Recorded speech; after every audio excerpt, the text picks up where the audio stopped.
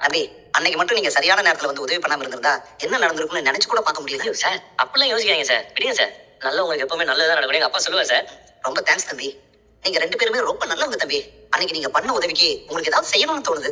Sir அதெல்லாம் வேணாம் sir, எதையுமே எதிர்பார்த்து நாங்களும் பண்ணல சார். இங்க நிறைய பேர் டூர் போவாங்க, அதுக்கு கூட வண்டி தேவைப்படும்.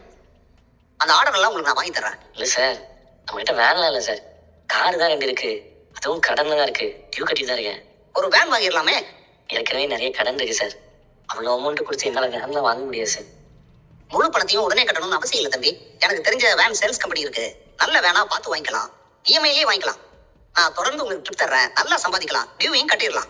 ரொம்ப நன்றி சார். இவரும் ரொம்ப வருஷமா கார் ஓட்டுறாரு, அடுத்த கட்டத்துக்கு போகணும்னு நாங்க பேசிக்கிட்டே இருக்கோம். அதுக்கான நேரம் தான் வரல. இப்ப வந்துருச்சுன்னு நினைச்சுங்கம்மா. நீங்க என்ன மாதிரி வேன் வாங்கணும்னு பாருங்க, மத்த ப்ரொசீஜர்ஸ் எல்லாம் நான் பாத்துக்கிறேன். சார் ரொம்ப நன்றி சார். இருக்கட்டும். இன்னைக்கு நீ ஒரு ஐடியா கொடுத்து நம்ம அந்த உதவியை பண்ணோம்.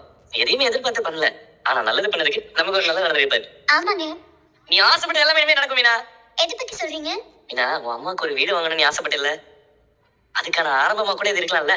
வலிச்சிட்டு ஒண்ணு நிறைய சவாய் வரும் மீனா. அது மட்டும் இல்லைங்க, நம்ம மாடியில ரூமும் கட்டணும். ரூம் கட்டி நான் மட்டும் தனியா போயிருக்கவா? நீ தான் வீட்டுக்கு வர மாட்டேறியா? எல்லா பிரச்சனையும் சரியாகட்டுங்க, நானே வரப்போறேன். இப்பவே நமக்கு ஒரு நல்ல வழி பிறந்திருக்கு. ஆமா மீனா, நம்ம நேர்மையா உழைச்சிட்டே இருந்தா போதும், அதுக்கான பலன் கண்டிப்பா ஒரு நாள் கிடைக்கும். நீ டெக்கரேஷன் பிசினஸ் பூ கடன் வளர்ந்துட்டே போற, நானும் இந்த வேலை வாங்கிட்டேன்னா அடுத்த ஸ்டெப் போயிட்டே இருக்கலாம். நல்ல வேணா நான் பாக்குறேன். அதான் அவர் பார்த்து சொல்றேன்னு சொன்னாரே. அவரும் பார்க்கட்டும், நானும் பாக்குறேன். வெளியே எங்கேயாவது வந்தாலும் சொல்லுவோம், நான் உடனே போயிட்டு அந்த வேலையை பாக்குறேன். போயிட்டு வாங்க. சரி, நாங்க வந்த விஷயத்த பேசிடுறோம். எங்க குடும்பத்துல ஒரு பொண்ணு இருக்கா. ஜோசி ராசிநாதன் சொன்னாரு, போன்ல பேசணுமே. அவர் எந்த அளவுக்கெல்லாம் சொன்னாருன்னு தெரியல. நாங்க எல்லாத்தையும் வெளிப்படையா சொல்லிடுறோம். நாங்க சொன்ன பொண்ணுக்கு இப்ப 30 வயசு ஆயிடுச்சு. அப்படியா? ஏன் இத்தனை நாளா கல்யாணம் ஆகல? அது அவளுக்கு ஒரு தோஷம் இருக்கு. அந்த தோஷம் நிவர்த்தி ஆகணும்னா 7 வருஷம் தள்ளி கல்யாணம் பண்ணாதான் அவ வாழ்க்கை நல்லா இருக்கும்னு சொன்னாங்க. அதுக்கு முன்னாடி கல்யாணம் பண்ணோம்னா அவ வாழ்க்கை நல்லா இருக்காதுன்னு சொன்னாங்க.